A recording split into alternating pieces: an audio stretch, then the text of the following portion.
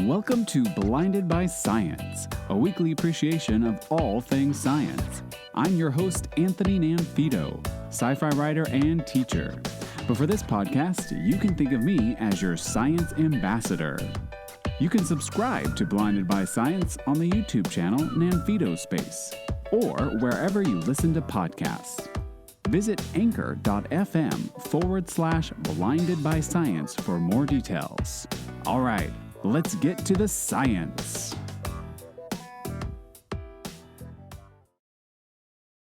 Welcome to episode 3 of Blinded by Science.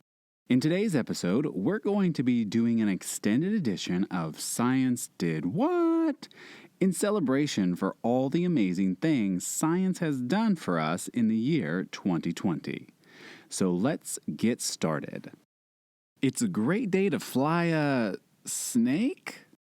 Yep, that's correct. Certain species of tree snakes can glide through the air. How do they do it? Well, a team of researchers at Virginia Tech in Blacksburg, Virginia, set up some high-speed cameras in an indoor arena to find out. Previously, it had been discovered that tree snakes will flatten their bodies as they leap to generate lift. But the more recent study found that these snakes also undulate their bodies up and down and side to side. Their research demonstrates that this is necessary for them to glide through the air with no wings. You can see a video of the snakes and the mathematical model for their gliding motion on sciencenews.org. Link in the description. Death by frog. Or not? Water beetles can continue to live after being eaten and excreted by a frog. Yes, you heard that correctly. Water beetles will be pooped out by a frog and continue to live a beetleful life. In fact, one insect crawled through the amphibian's insides in just 6 minutes. Ecologist Shinji Sujura at Kobe University in Japan discovered this as part of his research. In his laboratory, he paired frogs with beetles they would normally encounter in rice paddies. He set up a camera, then waited. Over 90% of the beetles survived the frog's digestion, with the average time for escape being 6 hours. However, one beetle exited the frog in as little as 6 minutes. How do the beetles survive? Well, their shells are strong enough to avoid damage from digestive acids and enzymes. And since the beetles normally swim underwater by hiding air bubbles in their wings, they do the same thing inside the frog. If your morbid curiosity is piqued and needs to be satiated, you can see video footage of the beetle surviving the frog's digestive system and coming out its rear end on sciencenews.org, link in the description. These next 3 stories come from a joint effort by Scientific American and the World Economic Forum to predict which emerging technologies will become the next big thing in the coming decade. But I think each of these advancements are awesome and cool regardless if they become a dominant tool for industry. Links to the stories can be found in the description, as well as the link to the original story with the top 10 emerging technologies, curated by Scientific American and the World Economic Forum. Alright, so let's take a dive into these stories. In no particular order, first up is synthetic biology. Early on in the COVID-19 pandemic, researchers in China uploaded the virus's genetic sequence to genetic databases. This allowed a Swiss group then to take that information and synthesize the entire genome and create a virus from it. Essentially, the virus was teleported across the world. This gave the Swiss an advantage in being able to study the virus without having to wait for physical samples to arrive. This is an example of whole genome synthesis. From Scientific American, quote, "Whole genome synthesis is an extension of the booming field of synthetic biology. Researchers use software to design genetic sequences that they produce and introduce into a microbe, thereby reprogramming the microbe to do desired work, such as a new medicine.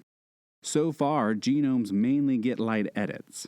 But improvements in synthesis, technology, and software are making it possible to print ever larger swaths of genetic material and to alter genomes more extensively.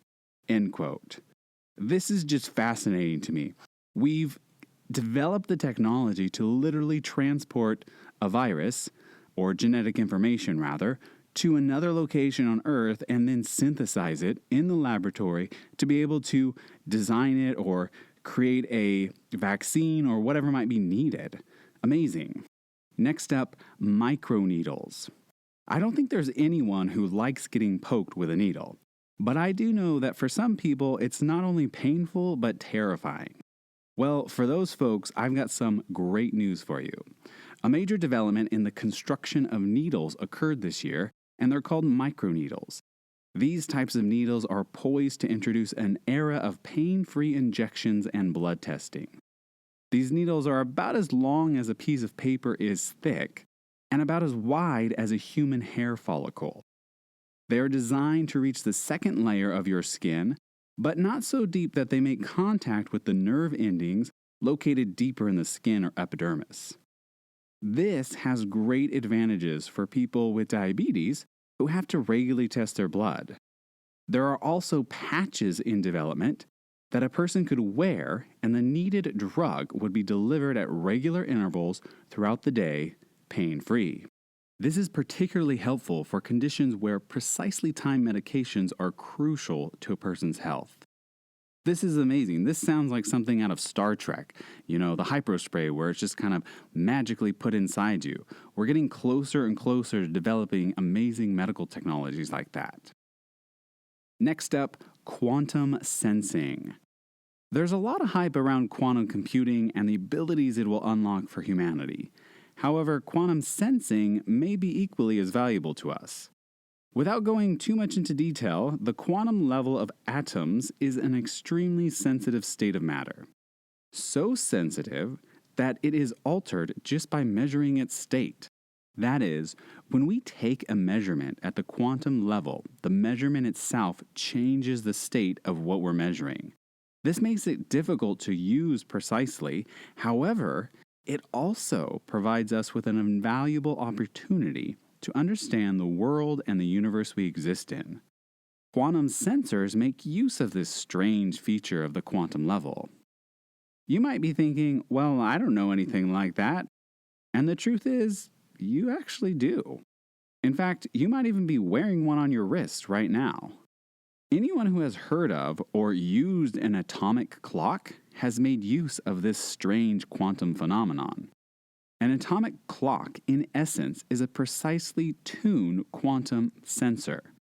According to Scientific American, quote, "The world time standard is based on the fact that electrons in cesium-133 atoms complete a specific transition 9,192,631,770 times a second. This is the oscillation that other clocks are tuned against." End quote. Because we know this fact, we can make our timekeeping devices extremely precise. However, this quantum phenomenon is not limited to clocks. There are applications within industries including medicine and defense. Most notably, we could have sensors that allow automated vehicles to see around corners, thus making them more safe for riders.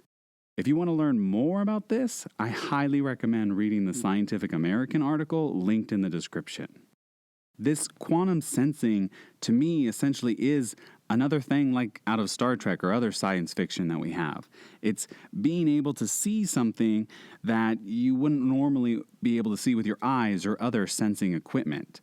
An automated vehicle being able to see what's around a corner is strange, but the quantum level is so sensitive to changes that we could design sensors that would be sensitive to an object coming around a corner like another vehicle. That's what's so amazing about this. Again, I highly recommend reading the Scientific American article linked in the description about this. Lastly, I think one of the most amazing achievements of science, and scientists around the globe is the COVID-19 vaccines. About a year ago in December of 2019, a strange new virus was documented in Wuhan, China, but the world didn't really pay much attention until a little bit later. And now, barely a year after that virus was first detected, we have viable vaccines for it. We're still waiting to see how long the protection lasts from those vaccines, but we have them. And science did that. Or more precisely, the scientists practicing science did that. As such, I'd like to give a huge shout out and thank you to all the scientists around the world who work tirelessly and endlessly to push against the odds and develop a vaccine to help make the world safe again, to help make it so that we can get out again, so we can see our friends or family, give them hugs without fear. They are the true heroes who have given a huge gift to humanity. We all owe them a huge debt of gratitude. Scientists, wherever you are in the world, thank you. Thanks for listening to this episode of Blinded by Science. This podcast was recorded, produced, and distributed by yours truly, Anthony Nanfito, using Anchor.fm. The theme song is Crimson Fly by Huma Huma. The logo was designed by myself using the app Over with image credit to nasa.gov. If you liked what you heard, subscribe to the podcast on the YouTube channel Nanfito Space, or listen wherever you get your podcasts. To support the show financially, learn how to subscribe, or listen to previous episodes, visit anchor.fm/blinded by science for more details. Until next time, I encourage you to find the science in your life and share it with me on social media. You can find me on Twitter at WordsByFifi and on Instagram at HaikuByFifi. Tag me in your posts and show me the science you discovered. This is Anthony Nanfito signing off. And remember, stay curious.